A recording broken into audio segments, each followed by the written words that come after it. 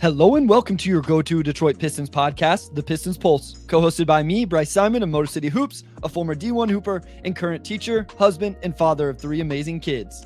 And I'm Omari Sankofa, the second Pistons beat writer for the Detroit Free Press.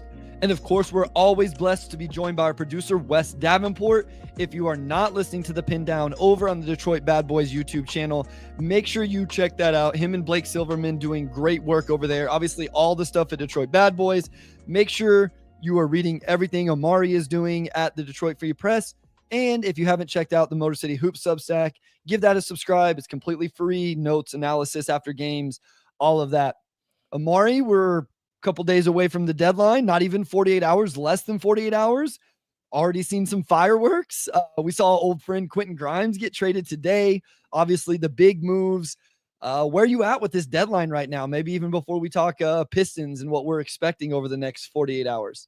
Yeah, I mean, I can't imagine anything's going to top the Luka deal, but like just as far as just shockingness, but beyond that, we'll see, right? Like Jimmy Butler, like he just had a report come out through Chris Haynes about his like it was something I don't know, but like De'Aaron Fox obviously just got traded. Like maybe something happens with Bradley Beal. Well, there's reports coming out that Jimmy wants to go to Phoenix. So there's a lot going on. I thought JB kind of had a nice quote about the Luka trade on Sunday, or not a Luka quote, but Luka trade, just mentioning that what like a different teams won the championship over the last 5 or 6 years. So you just have a lot of teams that just see a wide open window at this point, right? And we still have to see how the Pistons fit into all of that. But it's been crazy. I mean, again, I don't know if we're going to see anything top the Luka trade, but it seems like we're going to see at least one more star moved over the next 2 days here. So it's just wait and see at this point, right? Did you have the same reaction as everybody else where it was like Shams got hacked or something's wrong here? Like this is not real. Like, did you have to double check everything? I mean, I saw a video of Day'Ron Sharp the other day talking about how like all of the players were feeling the same way. I mean, that's all you have to say to people to let them know how shocking this is, 10 years from now is we all thought he got hacked. No, seriously, like I checked my phone and like I have the alerts on for the real Shams and a few other reporters, and I like read it for a second, like like wait, did I say Luca?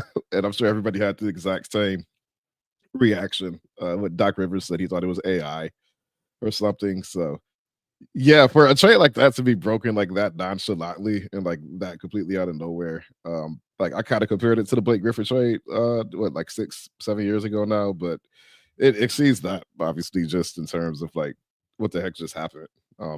Yeah, it's tough to imagine if we're going to see any trade anytime soon that comes close to that one. Yeah, it was crazy. The Fox trade, obviously, an interesting one involving a player we've talked about, Zach LaVine, off the board. Not a guy that's going to get moved again.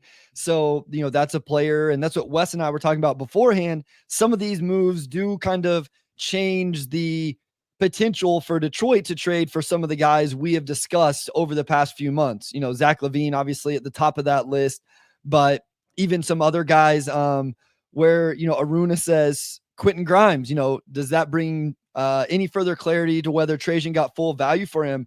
That is kind of interesting, right? I mean, I didn't love the process of that trade when it happened because I was like, this is a 3-and-D wing, which is theoretically what you should be building around Cade and JI, etc.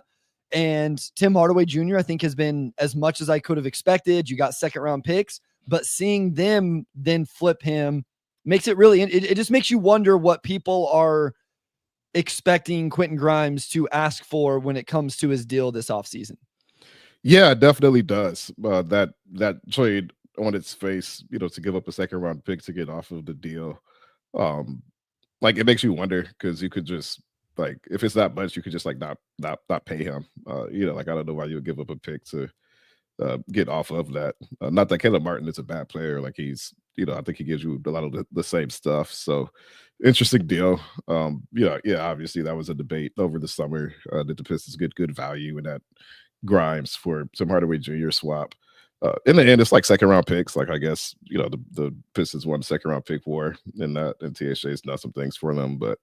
Yeah, I'd be curious to see what this offseason looks like for Quentin Grimes for sure, and if he does end up commanding a pretty big salary. YouTube user says, Bryce, are you sick? Are you just doing so many pods? You're losing your voice. I have done a lot of pods. We went quite a few hours over on Game Theory. I am also quite sick right now. So we may be a little bit shorter on this one, hopefully by Thursday, whenever we go live again after the deadline and we see what Detroit does, what Trajan, what move he makes or moves. I'll be feeling a lot better. But yeah, a little bit under the weather right now. But we definitely wanted to get this one in.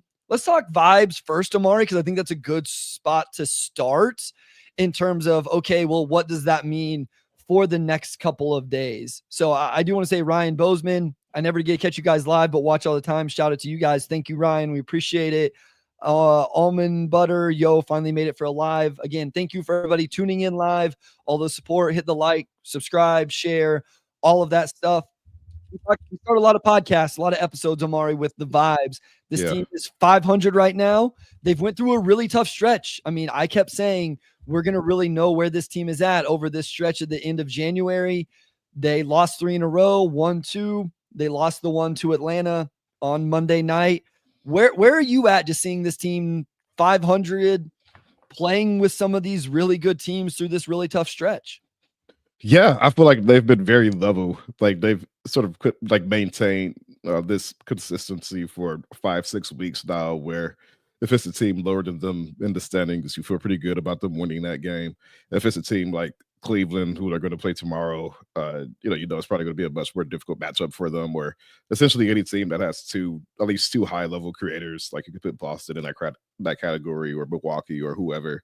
And then you have games like Dallas and at Atlanta this weekend, where they're hovering around 500. They're both teams that really only have one primary creator right now, and those games are more so coin flips, right? Like they handled Dallas pretty well. And then I thought last night against Atlanta, that was just a classic 4th game in 6 nights, second half of a back-to-back.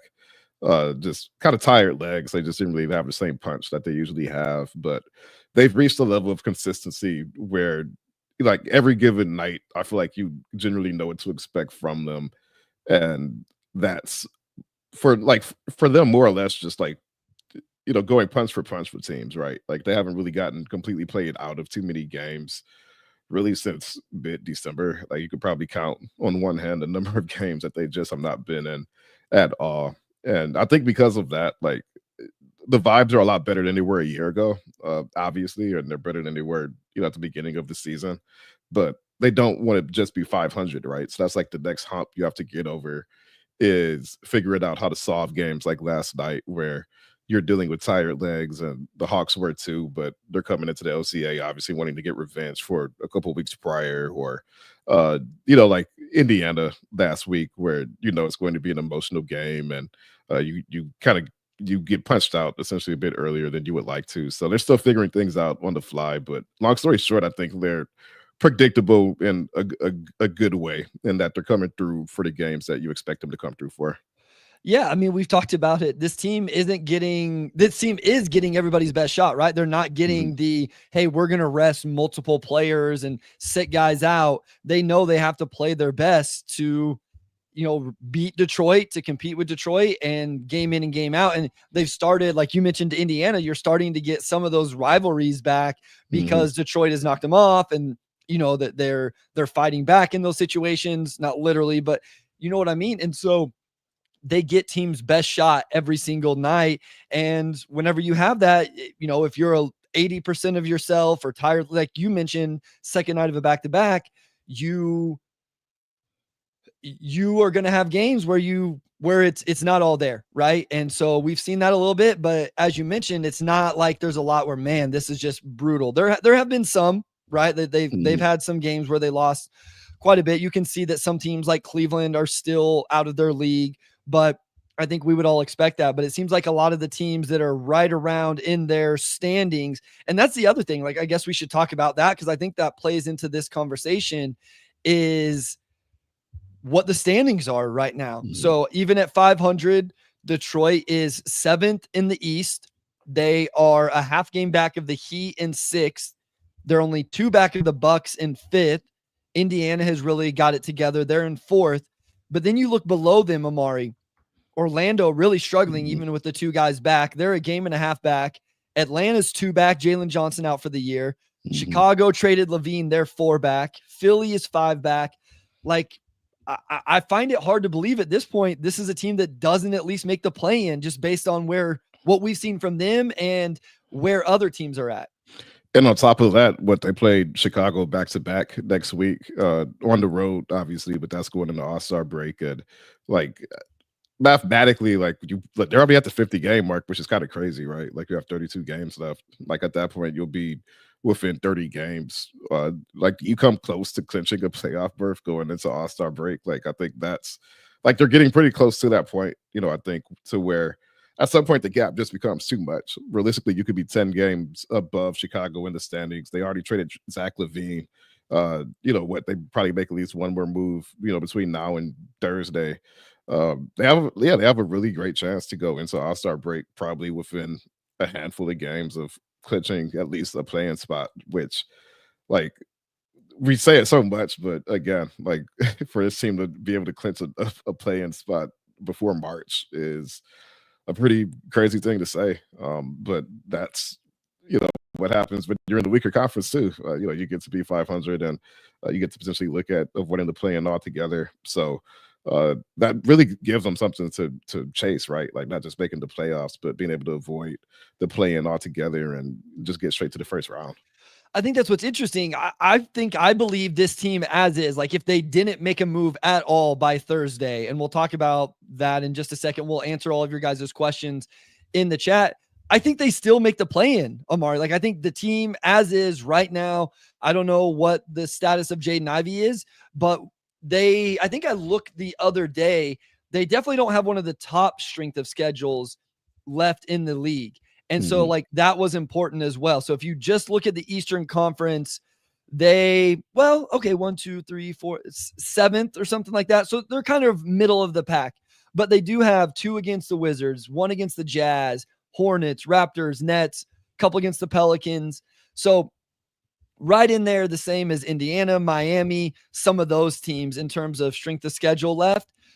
I just think this team can make the play-in even if they don't make an addition. And so I think that's where it makes the calculation interesting in terms of, okay, is that good enough just to make the play-in? And then you find out what Cade looks like in a play-in game. You see what Sasser looks like coming off the bench in a play-in game, Duren, et cetera, et cetera.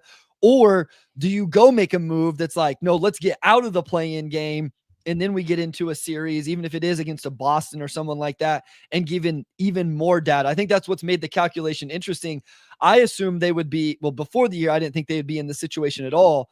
But, even a few weeks ago, Omari, I thought it would be, okay, do you have to make a move just to get to the play-in game, right? Like, do you not feel like you're even going to get in the 7 to 10 range if you don't make a move? I don't feel like they're there. I think with this squad staying healthy, they're going to be a play-in team, even if they don't make a real addition. Yeah. And that's, I think the math you have to do this week is like, I think ideally you would like to be able to make some sort of move to keep you above level without giving anything up, right? Like if you could like kill 2 birds with 1 stone essentially, and you bring in some sort of veteran and you pick up some sort of asset in return, and that's somebody who can still help you compete and ideally fill a hole on the roster, right? Which at this point is really just secondary ball handler, really primary ball handler, somebody who can kind of take the load off of Cade. But realistically, I don't know how primary you're going to get if you're, looking more so at players that teams are unloading onto you, right? So I think that's the main question. Like, how much can you accomplish both at once? And still buy into this season, still give the team the support it needs down the stretch to avoid the play-in altogether, right? They've been competing, they've been improved, doing everything properly. So on some level, you do want to support them going forward, but you don't want to overcommit to the season. You don't want to give up anything of note, and you're still in this mode where you can compare them to OKC a few years ago, or the Grizzlies a few years ago, where they essentially did both at once. They sort of exceeded expectations wins-wise, but they never made any moves to move the dial up. Like the Grizzlies, they've sat at like Scottie Barnes. I mean, I'm sorry, Scottie Pippen Jr. and Jalen Wells and GG Jackson. Like they kept adding young guys and they kept making moves to support that core. You trade for Marcus Smart, and that hasn't really worked out, but more marginal moves, right? That's the chance that the Pistons can pursue essentially is to kill two birds at once and not overcommit to this stage right now. So that's what they're going to try to figure out over the next 2 days if they could do that. Yeah, and that's what's interesting to me as well. You mentioned, okay, they need kind of a primary creator outside of Cade. Is that guy actually there, right? Like, can you even acquire that guy? If you can't, if it's a Lonzo Ball, who's like a secondary creator more, like a guy that can space the floor, defend, but, like he can play with the ball in his hands. He can initiate offense for sure, but I think that would be an upgrade over what they have right now, but it comes with injury risk and those type of things. It's like, how much of a boost are you getting with some of these guys as well? So then is it worth getting that guy, or are you better off taking a little bit bigger of a swing, a CJ McCollum, somebody like that, or nothing at all? And the other thing I've fallen into, Omari, like Trajan actually has quite a few seconds at his disposal right now. Yeah. I don't know how, I don't Yeah. know how like excited I am about adding 2 or 3 more second round picks to the chest, right? And I know you can attach what Oklahoma City traded 5 second round picks to get back into the end of the first round. So I realize they can be valuable. I'm just saying, I don't know how much that moves the needle for me if that's the trade that ends up happening, which is they simply rent out the cap space to bring in a couple more seconds. So, yeah, let's go to break. When we come back, we'll get into all of these questions and comments and all of that. We'll go through all of those. So if you're joining us live, thank you. Again, like, subscribe, share. If you're listening after the fact, same thing. But if you're with us right now, drop your question, your fake trade, whatever. We'll get to as many of those as we can before we close this out. But we're going to go to break. We'll get to those right after this. All right, we're back with segment 2, and we're just going to get into some of your questions and concerns and whatever else you may have here during our remaining segments tonight. First, we're going to start off with Big Dog Pistons. Zion, what would it take? I would not, and I just would not. I'm not going to trade for a player on that salary who's had the injury issues that he's had. So that would just be a non-starter for me personally. Maybe there's some sort of deal where they sweeten it and make it better, but personally, I'm good with the core I have. I probably wouldn't introduce that type of element to it. How about you, Bryce? Yeah, my immediate answer was no as well. And listen, I watched a Pelicans game the other day. Essentially, I turned it on to watch Trey Murphy, who is awesome right now. Like Trey Murphy is cooking and doing stuff off the bounce, making shots, all of that. Zion is really, really interesting, Omari. Like he's so talented. And even defensively, when he wants to have like an engaged point of attack possession, it can be interesting. I'm out. Like I'm not doing that right now. To me, that would seem like a desperation move where it's like, okay, we're up against it. We're at the end of this. We have to do something to make Cade happy or push this forward. So let's take the roll of the dice. I just don't think we're there right now. So Omari Sankofa, your pop says no. Wes says for a low enough price, I consider a lot of things. I wouldn't really want to pay to get Zion at this point. Yeah, and I can't imagine New Orleans is like just giving him up for nothing. But listen, my idea of value has been completely flipped over the last week because I wouldn't have assumed that AD, Max Christie, and a first-round pick could get you Luka Doncic, and Zach LaVine essentially got moved as a neutral value, even though he's putting up the numbers he is. So, value is all based on what one owner / GM in this league will pay, and it can completely skew it.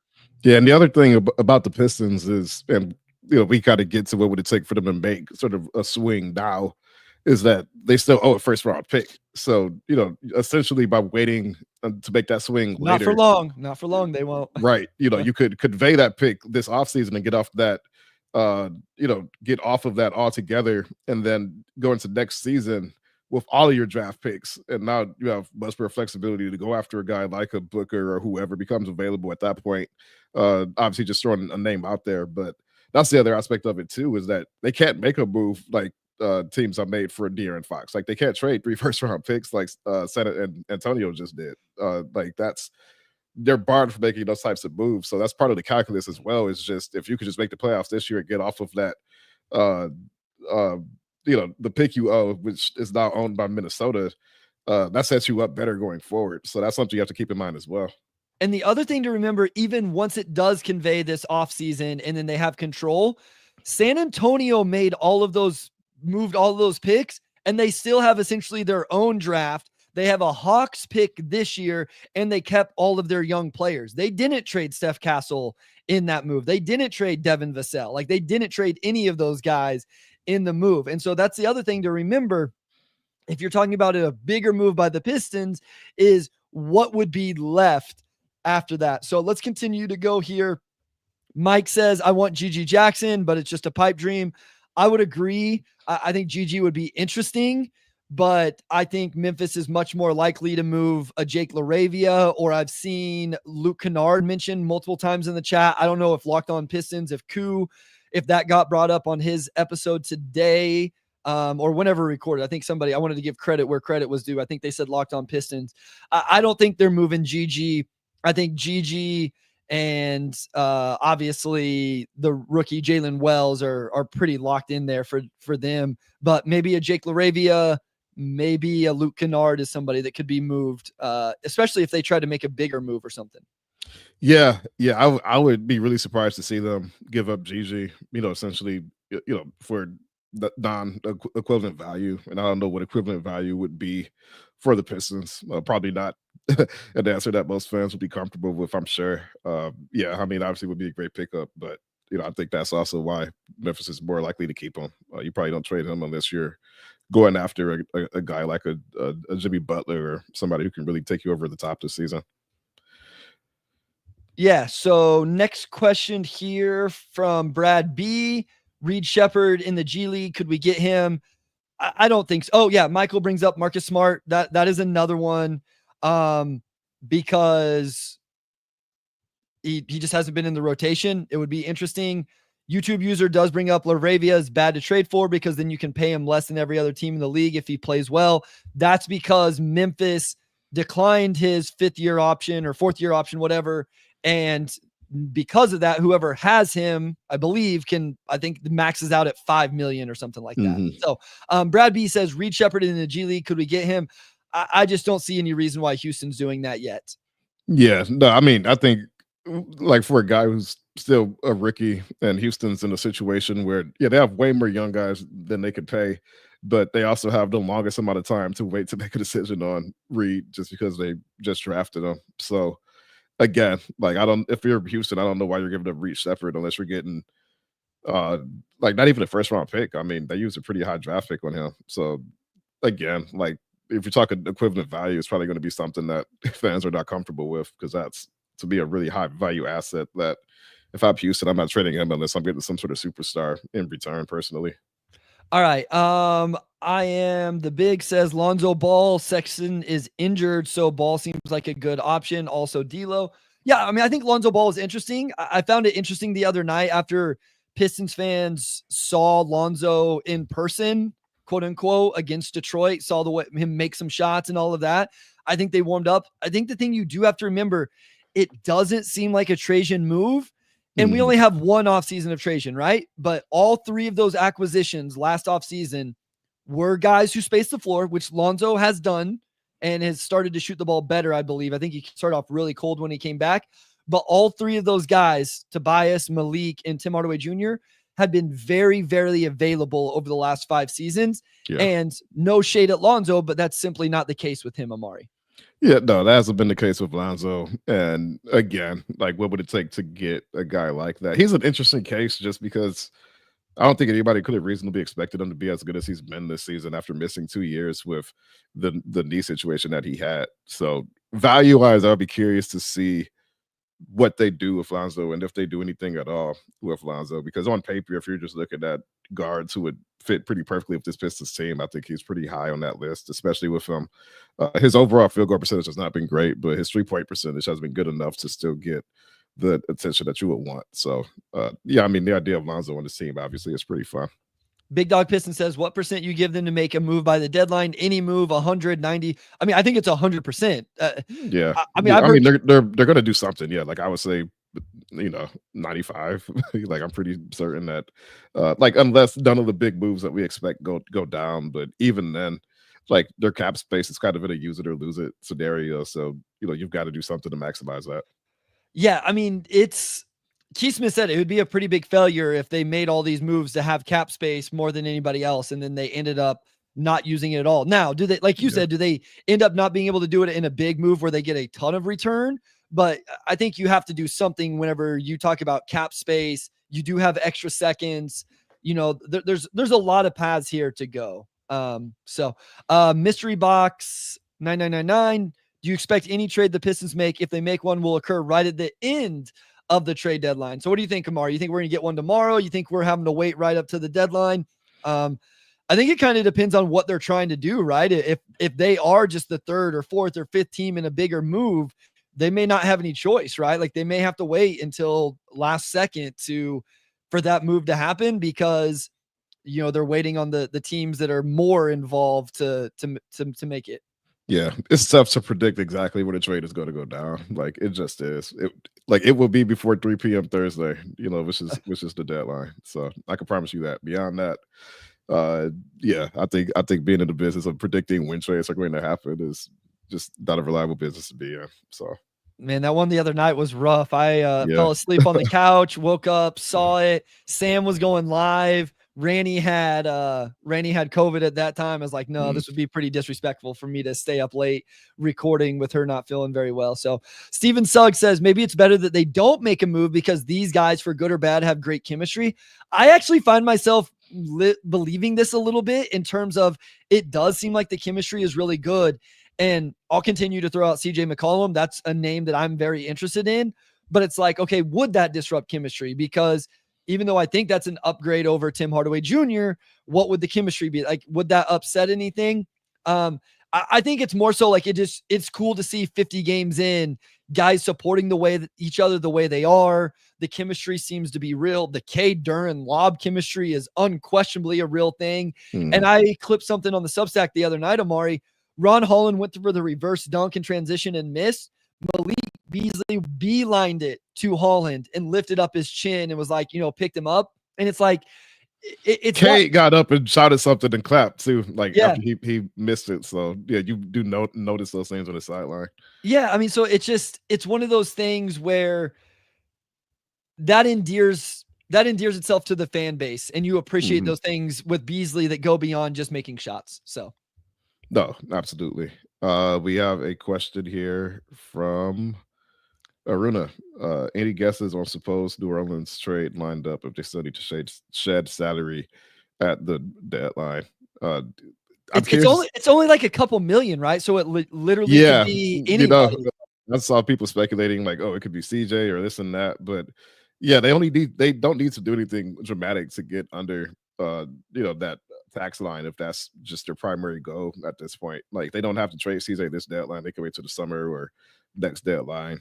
They do have some flexibility. So yeah, like it would, if it's pre-negotiated already, I'm sure it's probably again a smaller deal than people would like it to be, because yeah, they don't have a lot of salary to shed. They could get off one small contract and pretty much be set. Yeah, if somebody knows that number, put it in the chat, because I mean, if it's only a couple million, it literally could be, JRE, Daniel Tice, Javonte Green, all of those guys make just over two. All right, guys, we're gonna rapid fire here and get out. YouTube user, does BI get moved? This is the one that I feel like has fallen under the radar, Omari. YouTube user says 1.4 million. So almost everybody on their roster other than Antonio Reeves for the Pelicans.